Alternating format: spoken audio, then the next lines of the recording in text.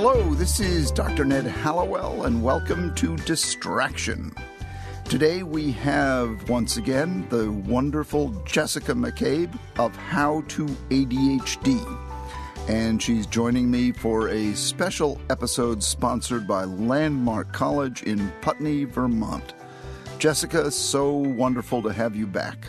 It's lovely to be back, and I think this is our final episode of the series, so I'm really excited. I know we have to start another series. Yeah, absolutely. So what are we covering today? So today I just kind of want to wrap it up and say, at the end of the day, I've given a lot of tips. A lot of those came from Landmark College because they really do understand what it's like to have a neurodivergent brain and how to work with that.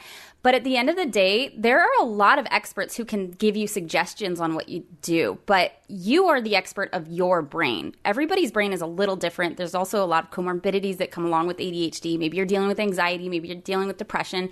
And what works for one person, it isn't necessarily going to work for you. And also it's going to change from day to day, right? Like some days I'm able to sit down and work just fine. And other days I might need to use some of my strategies. And other days those same strategies may not work as effectively. So I think it's really important to pay attention to what works for you personally and make sure that you have a really full toolbox of things that can help you.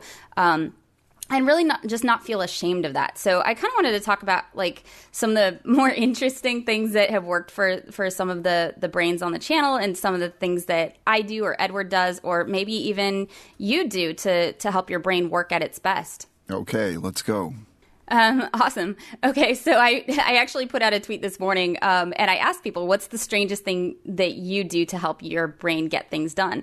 And I gave an example for me, and it's really easy to judge yourself, right? It's really easy to be like, well, this is silly. Like, I shouldn't need to do this. But at the end of the day, like, whatever works for you, as long as you're not hurting anybody else, like, it's working. Good job. Like, it can take time to find what works for you. Appreciate the fact that you found something and use it. Use your tools. So mine was, if I'm having a really hard time getting up in the morning, like, I don't make myself get up right away. Like one of the things I do is I'll take my meds and go back to sleep for half an hour. But if I wake up and I'm like, I have to get up, I still don't feel like getting up, I'll start by wiggling my toes.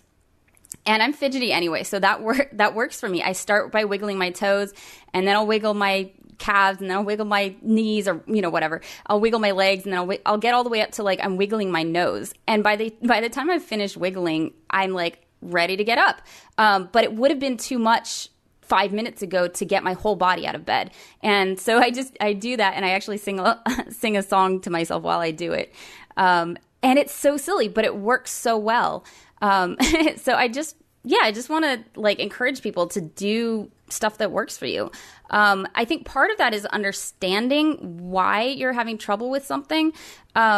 If you think that what your problem is that you're lazy, well, like, what kind of solution are you going to come up with about that, right? But if you understand, well, I'm having trouble getting this task started because my brain is not engaged. It's not getting enough stimulation. Then you can start answering the problem for yourself of like, what would help me get some extra stimulation? Do I need to play some music? Do I need to pace while I study or whatever it is? Right. But once you understand what the problem is, I think ADHD brains are fantastic at figuring out their own solutions. Yes. And can do so better probably than any expert because they know specifically what their challenges are.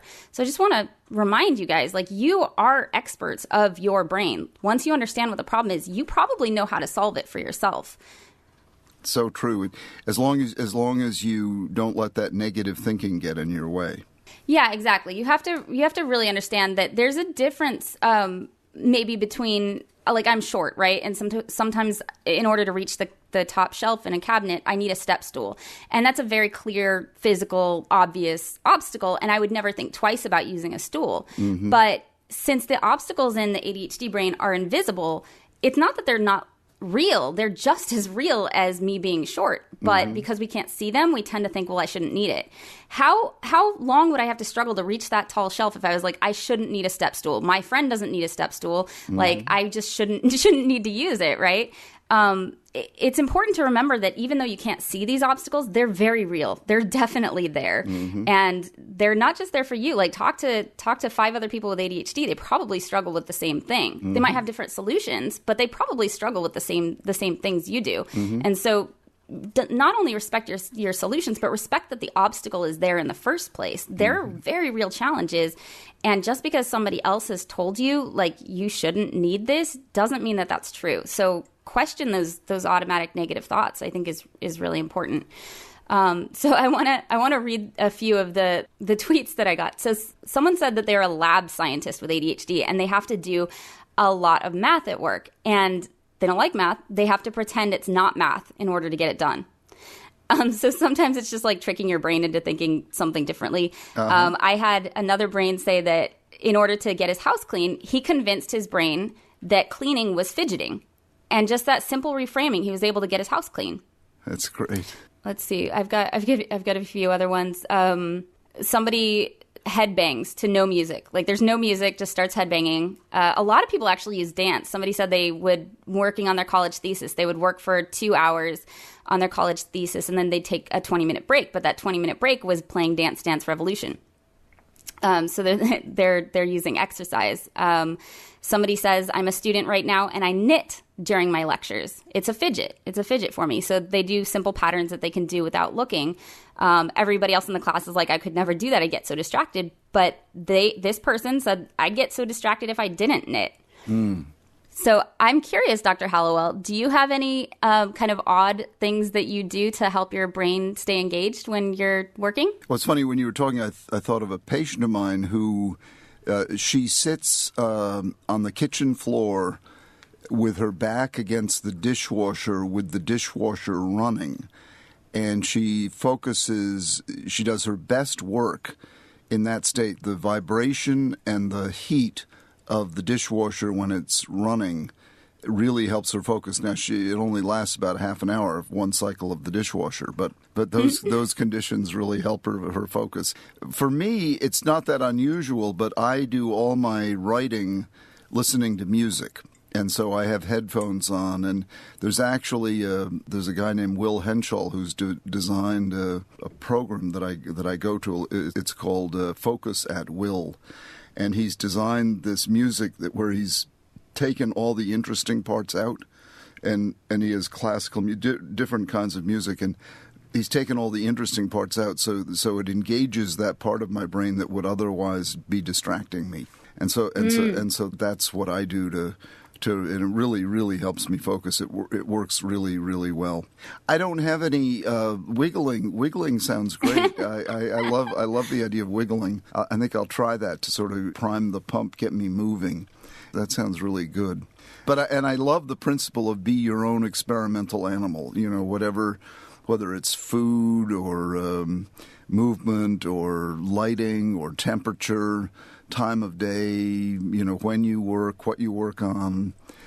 Give yourself the freedom to be your own experimental animal. And you know, I think you're absolutely right. All brains are different, and all ADD is different. And you know, find whatever works best for you. There's no cookbook. There's no one size fits all, particularly in the realm of ADD. We're all quirky. We're all different one from another. I mean, that sort of defines us. We're a very idiosyncratic bunch.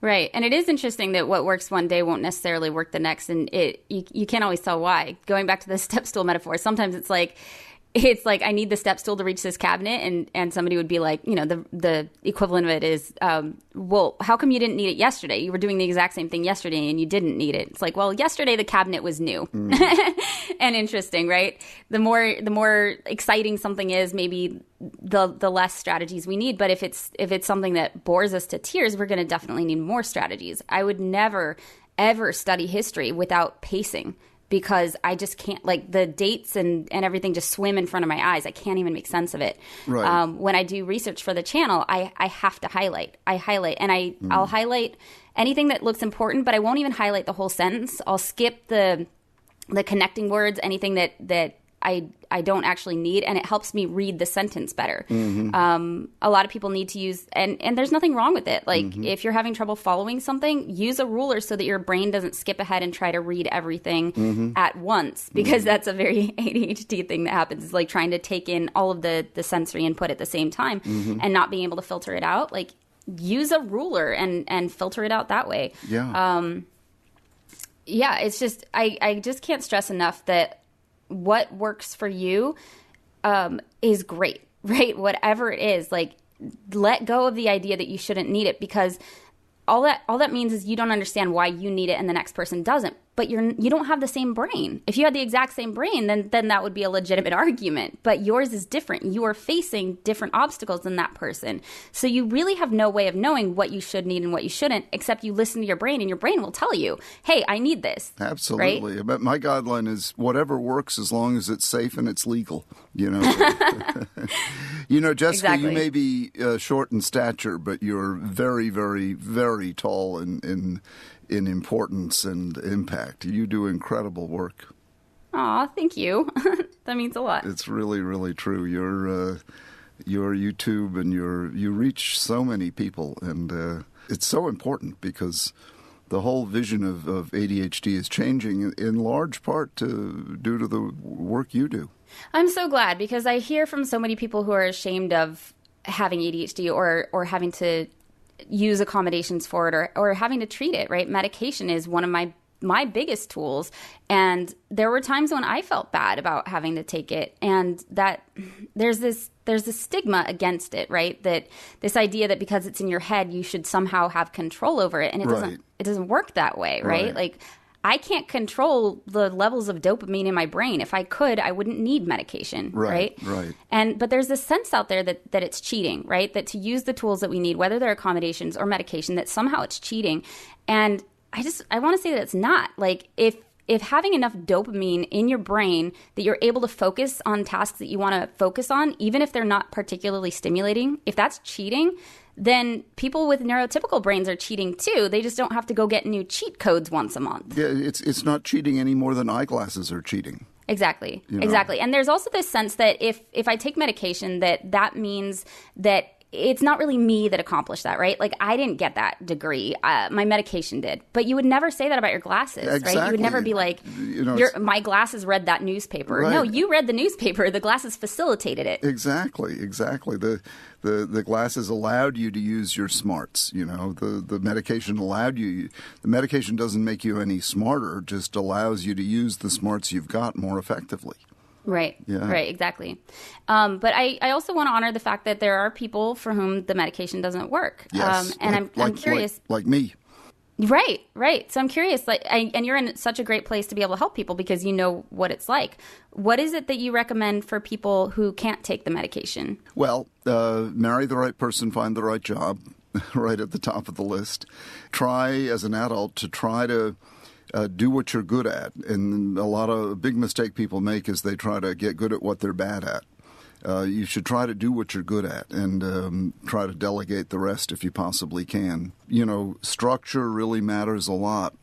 Try to have structure and use a coach if you can. Physical exercise and meditation. If you do those faithfully, that's pretty much as good as medication. I happen to get a big benefit from caffeine, so that probably is my medication. And the benefit of what I call the other vitamin C, Vitamin Connect, positive human contact, I think that's underappreciated in terms of beneficial impact. It's tremendously beneficial to keep up with friends and really have social supports that are not just electronic, that are really human social supports. And of course, the one I talk about all the time, have a dog, get a dog. It's wonderful to have a dog in your life. Yeah, we have a new puppy. She at this age, she's probably more distracting than helpful, but Yes, but I yes. am training her. And yeah, you can actually train your dog too to do deep pressure therapy, to lay on your chest if you're feeling stressed out, or even to alert you if you're in hyper focus mode for too long. You can train your dog to notice that and to let you know. What breed is your puppy? Mine is a Dachshund Pug mix, and she has a little Chihuahua in her too. Oh, yummy! Sounds delicious. Oh, she's amazing. Listen, She's amazing. We should mention our sponsor, Landmark College in Putney, Vermont, which is an incredible place for training and liberating the brains that you and I share and love. Have you ever been there, by the way, Jessica?